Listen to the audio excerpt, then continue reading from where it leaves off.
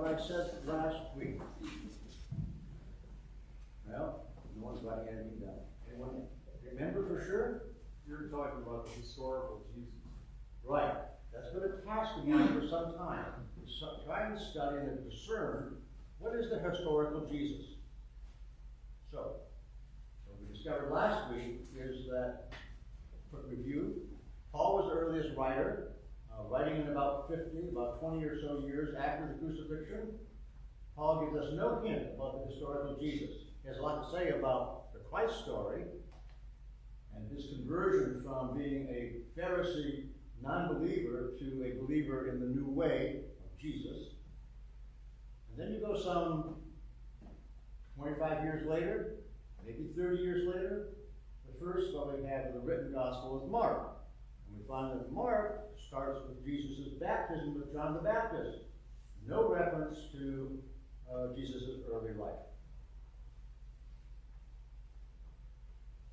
And, in fact, he has very little to say, Mark has very little to say about the resurrection. It only says that there's an empty tomb. And the women that were there saw either an angel or a gardener or somebody, and he instructed the women to go tell the disciples. And now it goes 25 years, or maybe 20 years, but we don't know for sure. And we don't know for sure who Luke is either. We attribute this story, the gospel, to a name Luke, but in fact, this gospel and all the other gospels are anonymous. We have no idea who the authors were. But this person we attribute the name Gospel of Luke likely grew up in what we now call the area of Turkey. And he was most likely a Gentile, which meant he was also pagan. Now, pagan in that sense only means he was not Jewish. That wasn't a slur that you're a pagan, like we may know some pagans. But no, it's not a slur, it's just a reference to not being Jewish.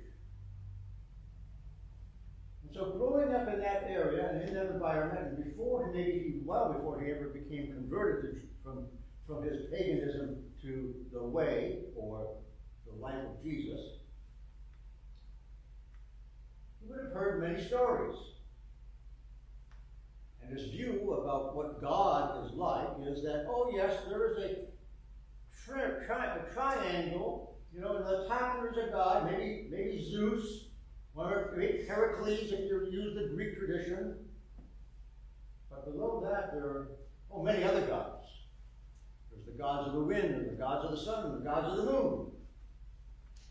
And below them there are all the gods that look out for us personally, like in the kitchen, or for the fireplace, or for the doorway coming into your house. There are gods for the hope for the future, and there are gods that we hope for our children and childbearing. Gods everywhere, gods.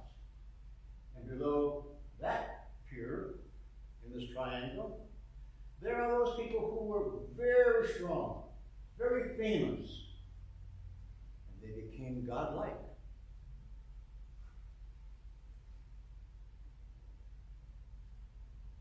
There are people, like the emperor, very powerful, who was thought to be godlike and God. Not the God, but God. That's the ambience of most of all the Roman world. And the spread of the way, Jesus is the way, was into that vast world of Rome. It's amazing that it caught fire, but it did. But some of the ways it caught fire was, I think, by expropriating themes and stories from their pagan life and got transported into what we call our Christian Gospels. For example, here's a story that a young woman living in about Syria, not too far from where Jesus was living, or was born born, somebody was born, experienced great visions. Angels came to her and told her the child that she will bear is special. And when she bore that child, the heavens opened, and there were great celebrations. This young child, mesmerized as he grew older, his neighbors and his friends and his family with great intelligence. He could do miracles, and did them. He healed the sick. He helped raise the dead. His popularity grew so much that it infuriated the Roman governors, and he was brought to trial. But he escaped them. But he went on then for many, many years, developing and growing many disciples and apostles that followed him. And at about the same time, they started writing stories about him.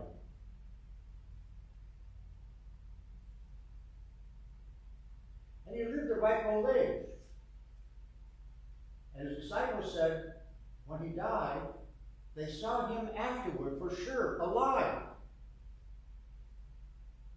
But then in a short time later, he was carried off into the heavens. And who am I talking about? You get $100 if you can name the person. I have my checkbook in the car. I have my credit card. You don't have to take credit card. Who are we talking about? His name was Apollinaris of Tyrene. Apollinaris of Tyrene. A well-known person throughout that whole area and known by all of the pagans as a very prominent Neo-Pythagorean philosopher.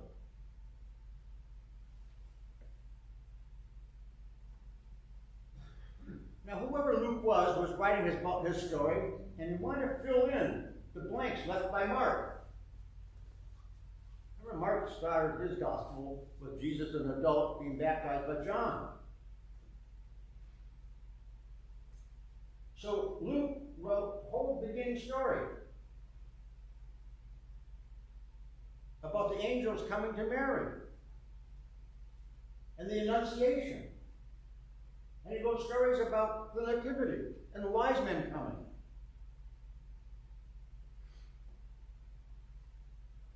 And because Mark sort of ended just like ended, he added long stories about Jesus after his crucifixion being seen by his apostles and disciples. And then after a while, being taken up into the heavens.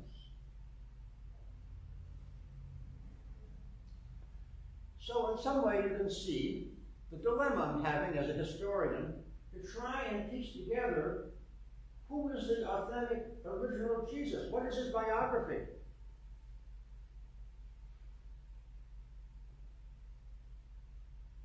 How much confidence can we have in Luke's writing, or whoever wrote the gospel?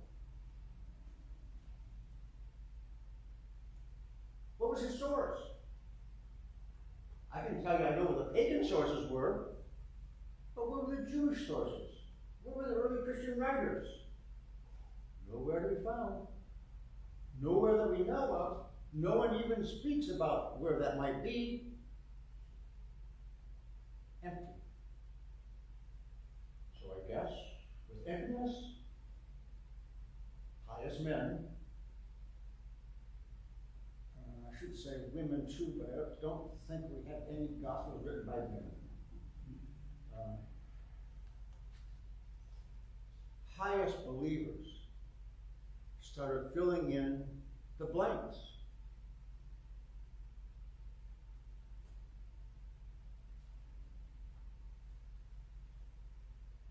It's not improbable. Is it true? I don't know. Is it possible? Highly likely. Don't you find that interesting? Things we thought we knew become a little more foggy. And yet we still not gotten any closer to who is the historic Jesus. Well, I'll continue my studies and continue looking.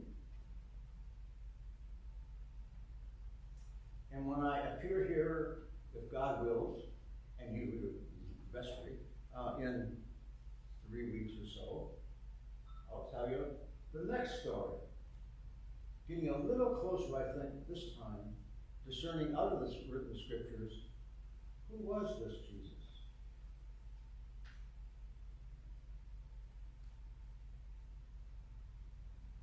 And I'll advise you beforehand, you just might be shocked.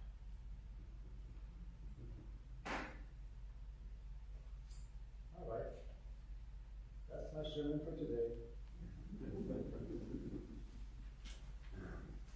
Now we'll stand and recite our poem. I believe in one God,